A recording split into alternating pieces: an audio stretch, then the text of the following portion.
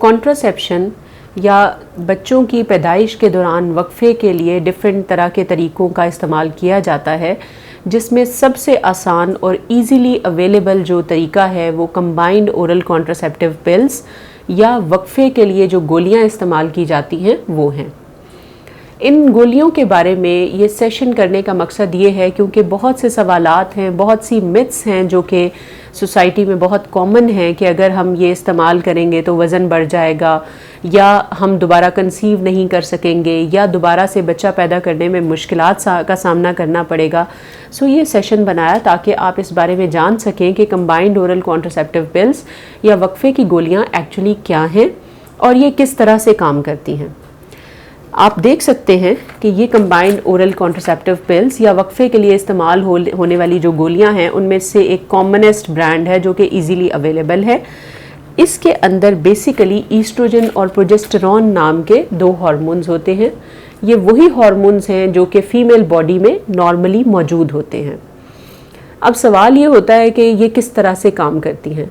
मैं पहले भी पिछले सेशंस में आपको बता चुकी हूँ कि फ़ीमेल्स में हर महीने में मिड साइकिल में एक एग रिलीज़ होता है जिसके अराउंड अगर क्वाइटस किया जाए तो प्रेगनेंसी होने का इम्कान बहुत ज़्यादा बढ़ जाता है।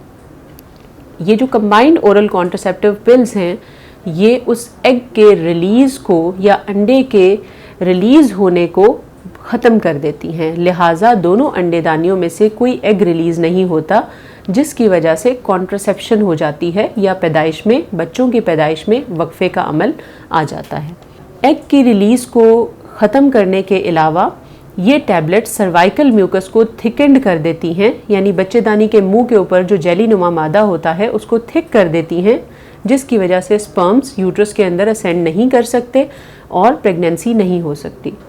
तीसरा तरीका जिस तरह से ये गोलियां काम करती हैं वो ये है कि ये गोलियां बच्चेदानी की जो अंदरूनी झिल्ली होती है जिसके अंदर प्रेगनेंसी ने बनने के बाद आके अटैच होना है उसको थिन आउट या उसको बारीक कर देती हैं, जिस वजह से प्रेगनेंसी नहीं होती।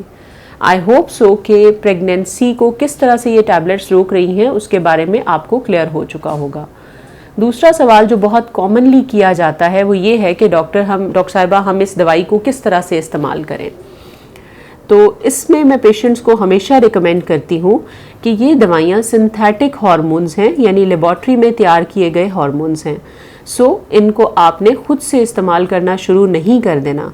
ऑल्दो कि हमारी फार्मेसीज़ पे डिफरेंट ब्रांड्स की जो कॉन्ट्रासेप्टिव मेडिकेशंस हैं वो अवेलेबल हैं और आप कोई भी लेके स्टार्ट कर सकते हैं, लेकिन मैं यही रिकमेंड करती हूँ कि आप अपने गायनेकोलॉजिस्ट के पास जाएं।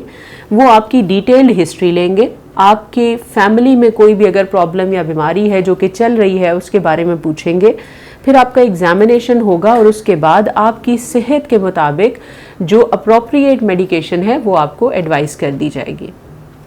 तीसरा सवाल अमूमी तौर पे ये किया जाता है कि हम इस दवाई को हमें डॉक्टर ने प्रिस्क्राइब कर दी हुई है, लेकिन हम इस दवाई को किस टाइम पे स्टार्ट करें, पीरियड्स के कौन से दिन पे स्टार्ट करें। सो यूजुअली और जनरली रिकमेंडेड ये है कि ये दवाइयाँ या कंबाइंड ओरल कॉन्ट्रासेप्टिव पिल्स आपने माहवारी के 3 से 5वें दिन के दौरान स्टार्ट कर देनी होती है और एक गोली रोज़ाना इस्तेमाल करनी है, प्रेफरेबली एक टाइम पे। एक पैक के अंदर 21 टैबलेट्स होती हैं जो कि आपने यूज़ करनी होती हैं और 7 डेज़ आपने पिल फ्री इंटरवल रखना होता है। कुछ ब्रांड्स ऐसे हैं जिसके अंदर 28 टैबलेट्स होती हैं जिनमें 7 टैबलेट्स जस्ट प्लेसिबो या ऐसी टैबलेट्स होती हैं जिनमें आयरन होता है और कोई हार्मोन नहीं होता, और 28th डे पे आपने दोबारा से अगला पत्ता शुरू कर लेना होता है। अगर इन अद्वियात को प्रॉपर तरीके से इस्तेमाल किया जाए तो प्रेगनेंसी होने का इम्कान 1% से भी कम है, यानी इन अद्वियात का जो फेलियर रेट है वो बहुत कम है, प्रोवाइडेड कि आप इन दवाइयों को बिल्कुल सही तरीके से इस्तेमाल करें। मैं उम्मीद करती हूँ कि कंबाइंड ओरल कॉन्ट्रासेप्टिव पिल्स के बारे में आपकी बहुत सी जो कन्फ्यूजन्स हैं वो सॉर्ट आउट हो गई होंगी। अगर आप इसके बारे में कोई और सवाल करना चाहते हैं तो मुझे ज़रूर बताइएगा। Thank you very much.